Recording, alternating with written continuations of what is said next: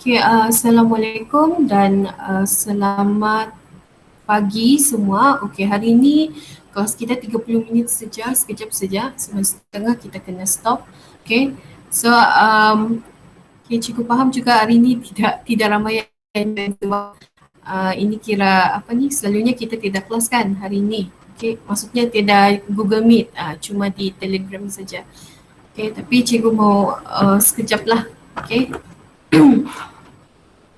Okay, minggu lepas kemarin kita sudah belajar berkaitan dengan buku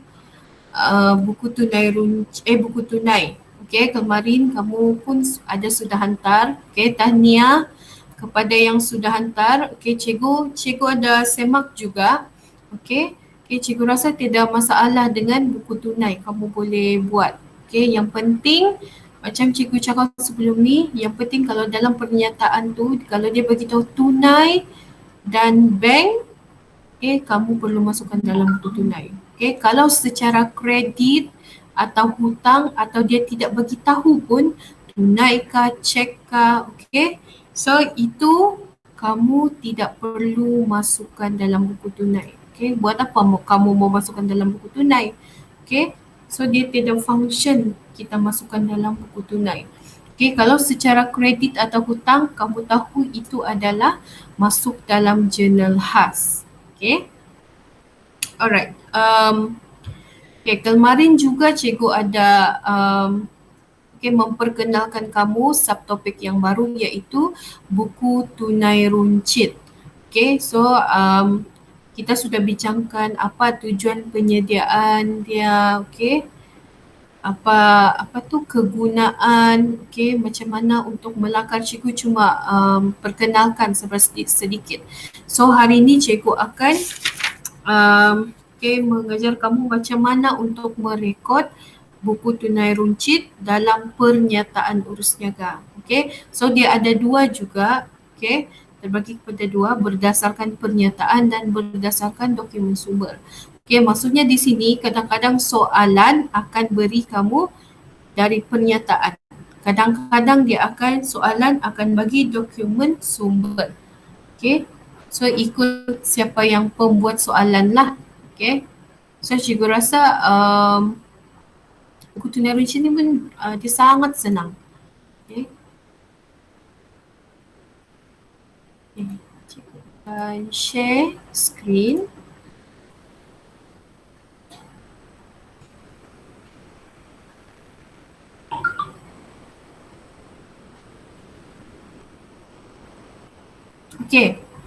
Ini adalah format buku tunai runcit. Ada tarikh, butir, folio kalau diberikan, nombor voucher kalau diberikan, penerimaan sebelah debit dan pembayaran. So ini adalah analisis bayaran daripada butiran. Sebagai contoh, butiran kertas dan pen.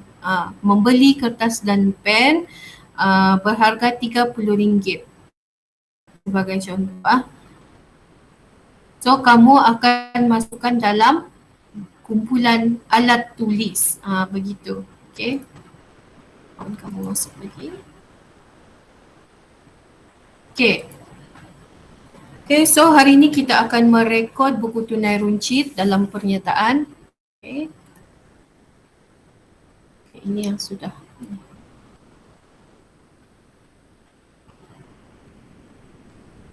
Kenapa dia tidak mau? Ini kamu boleh tengok juga dalam buku teks, muka surat 128, contoh 18. Kedai buku Maisara menyimpan buku tunai runcit mengikut sistem panjar bermula pada Sabtu, April 2016. Ketua juruwang hanya memberikan wang peruntukan sebulan sekali, iaitu pada awal bulan. Maksudnya sekarang, ini adalah kedai buku Maisara. Dalam perniagaan kedai buku Maisara tu, ketua juruwang dia akan bagi peruntukan sebulan sekali tunai di tangan atau di pejabat. Untuk membeli barang-barang yang kecil, amount yang kecil, nilai yang kecil. So ini adalah penerimaan dan penggunaan wang dalam bulan April. So maksudnya di sini bila dia bagi tahu sebulan sekali iaitu pada awal bulan, maksudnya 1 April ini sahaja kamu masukkan dalam penerimaan. Okay, so kita rekod tahun 2016. Okay, biasa. Okay. 1 April. Okay. 1 April menerima cek daripada ketua juruwang untuk memulakan buku tunai runcit. So dia tulis sini cek RM600. Cek itu adalah bank. Okay, so kamu terima RM600. Okay.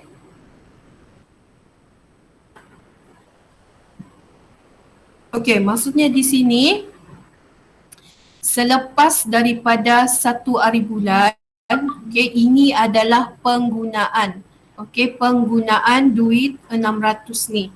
Okay, sebab di sini dia bagi tahu ketua juruwang memperuntukkan sebulan sekali sahaja. Okay, kita tengok 3 April. Okay, dia ada bagi nombor voucher, so nanti kamu kena isilah. Okay, rekod. Okay, 3 April alat tulis dan kertas. Okay, sebelum kamu lihat penggunaan, okay, jangan lupa tengok arahan. Anda dikehendaki menyediakan buku tunai runcit. Okay, so buku tunai runcit ni selalunya memang akan diberikan lah. Okay, tinggal kamu isi sahaja. Okay. Okay, buku tunai runcit sehingga 30 April 2016 dengan menunjukkan, okay, yang ini dia akan bagi tahu, okay, analisis bayaran. Okay, alat tulis dengan menunjukkan lajur alat tulis, belanja pejabat, pos dan pelbagai. So, kamu isi sahaja alat tulis, okay, belanja pejabat,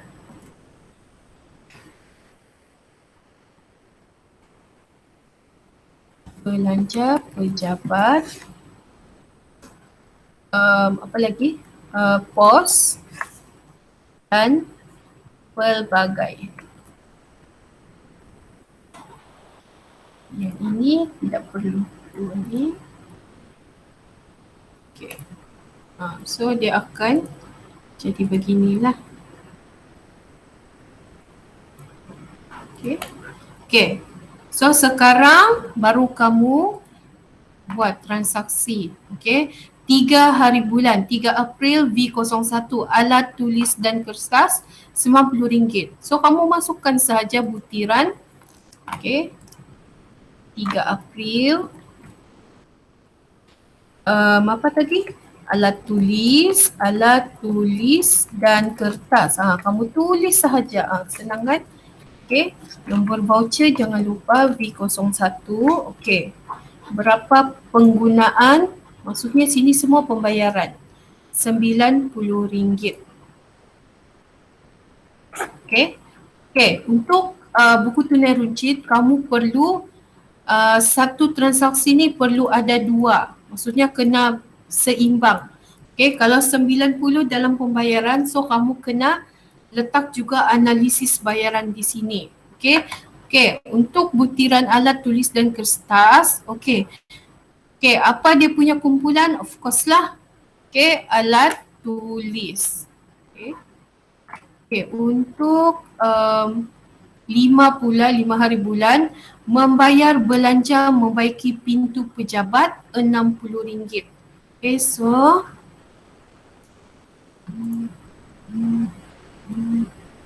okay, 5 April apa tadi? Membaiki pintu. Boleh juga apa tulis membaiki pintu pejabat. Okay. V02. Okay, berapa tadi? RM60. Okay, dalam analisis bayaran ni, okay, membaiki pintu pejabat, dia masuk dalam alat tulis? Bukan. Belanja pejabat? Mungkin. Pos? Memang bukanlah. Okay, kalau untuk pelbagai ni dia selain daripada kalau kamu tidak dapat masukkan dalam kategori ini. Okay, kategori alat tulis, belanja pejabat dan pos kamu perlu masukkan dalam pelbagai. Okay, so ini berkaitan dengan membaiki pintu pejabat. So dia boleh masuk dalam belanja pejabat. Okay, untuk 7 hari bulan membaiki paip pejabat. Okay, dia sama juga macam 5 hari bulan. Okay. Membaiki paip. Membaiki paip pun boleh, membaiki paip pejabat pun boleh. Okay, P03 RM40. Okay, so dia juga masuk dalam belanja pejabat. Okay, 9 hari bulan pos laju RM50. Okay, 9 April. Okay, pos laju kamu masukkan sahaja. Okay, RM50. So analisis bayaran of course lah pos. Okay. Okay, untuk 13 hari bulan. Okay, pinjaman Azhar 120. Okay, 13 April. Pinjaman, kamu tulis saja. Okay, pinjaman Azhar B05. Okay, RM120. Okay, kamu tengok kategori dia. Okay, adakah dia alat tulis? Macam tidak kan? Pinjaman, loan. Belanja pejabat pun bukan. Okay, sebab ni macam loan personal lah. Okay, pos pun memang bukanlah. So dia masuk dalam pelbagai. Okay. Okay, untuk 26 hari bulan, surat berdaftar RM30. Okay. Okay, 26 April. Surat berdaftar. B06, RM60. Okay. Alat tulis, mungkin. Belanja pejabat, tidak. Pos. Pos, okay. So dia masuk dalam pos sebab berkaitan dengan surat. Okay. Senang kan? Okay.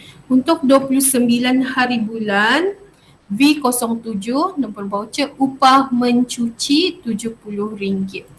Okay. April 29. Upah mencuci V07. RM70. Okay. Mencuci. Okay. So analisis bayaran. Okay. Siapa tahu kalau upah mencuci dia di kategori belanja pejabat atau pelbagai.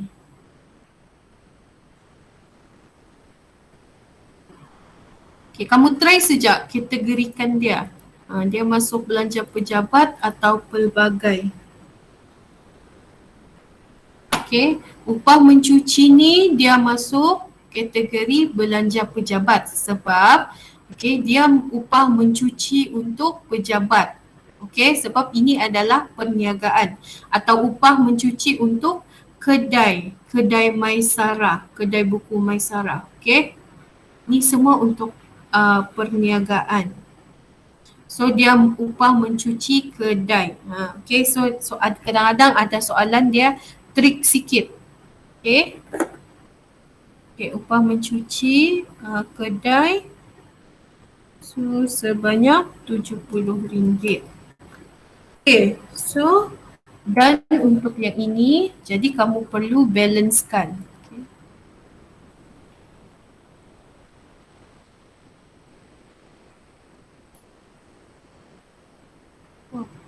Macam juga.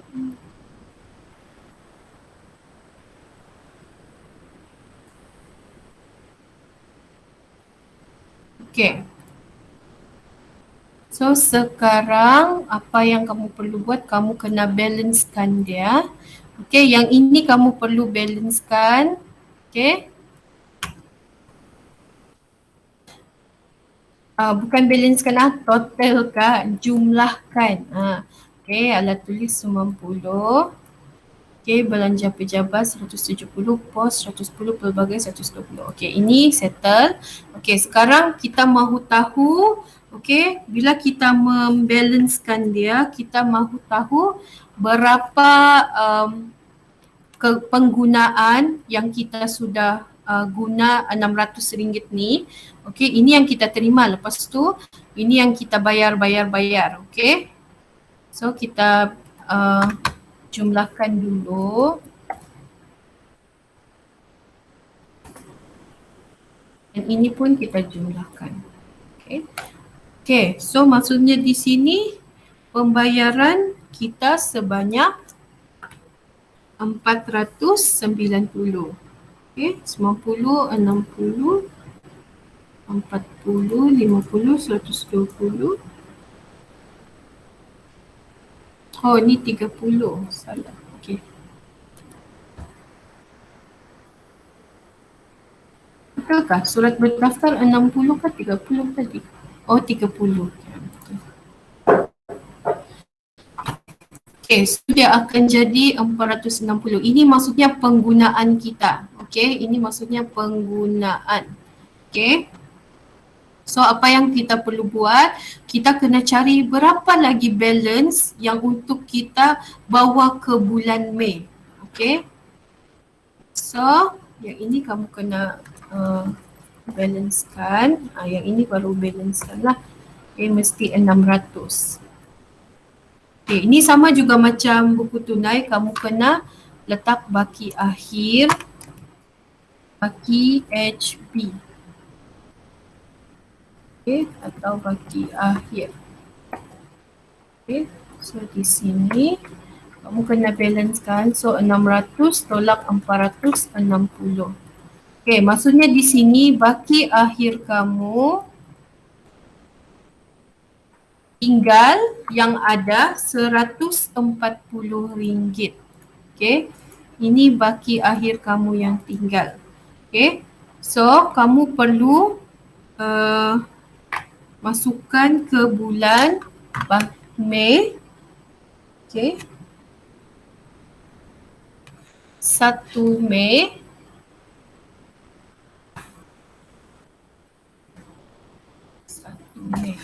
Tidak dapat. Okay. 1 Mei baki dia akan jadi baki BB atau baki awal. Okay, 140. So kamu bawa ke bulan 5 sebanyak 140.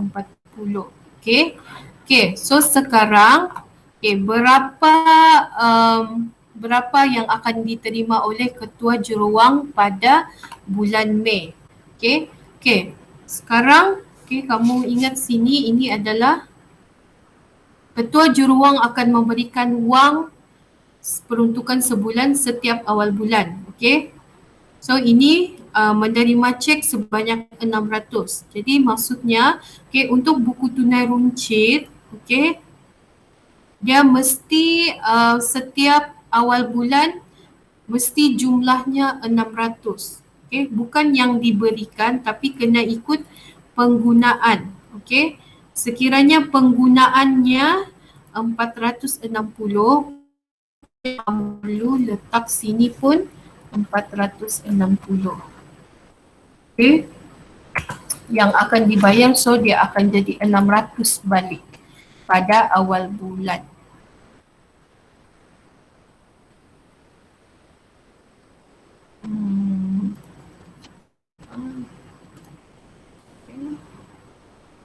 Ini di sini.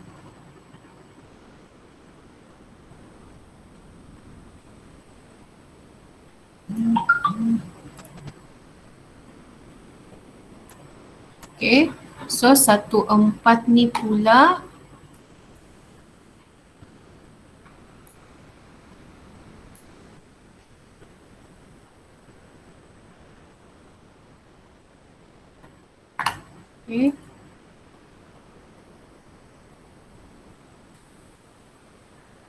Okay, 14 ni pula akan di sebelah 140 dia di baki awal.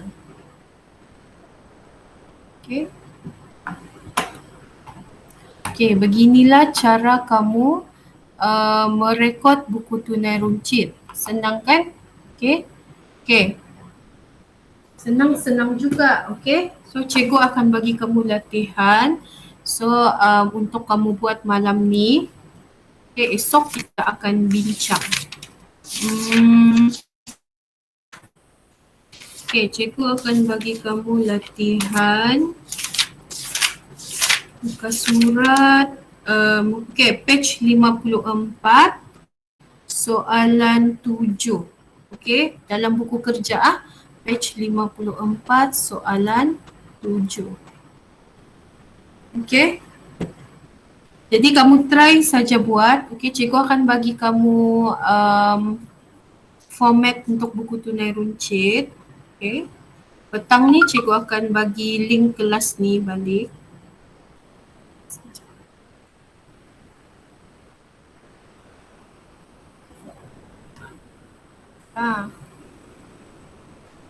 Gambar dulu.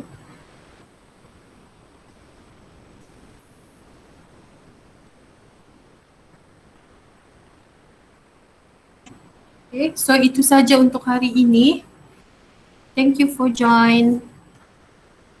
Okay, thank you, teacher. Thank you, See cikgu. you tomorrow. Okay, see you tomorrow. You're welcome. Okay, you're welcome.